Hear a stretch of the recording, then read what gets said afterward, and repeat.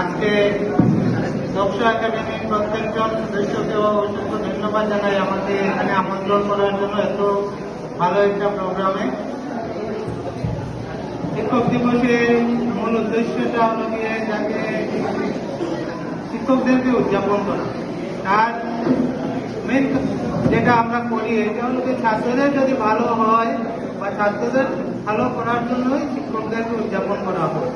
তো আমি এটাই আশা করবো যে সবাই যাতে ভালো করে নিজের যেটা এই লাইফ আছে ওইটাকে ভালো করে ফুলফিল করার জন্য চেষ্টা চালিয়ে যাও, আর দিনরাত পরিশ্রম করতে থাকো যতদিন পর্যন্ত তোমার সঠিক উদ্দেশ্য যেটা আছে ওইটা পুরো না হয়। ঠিক আছে, অসংখ্য ধন্যবাদ।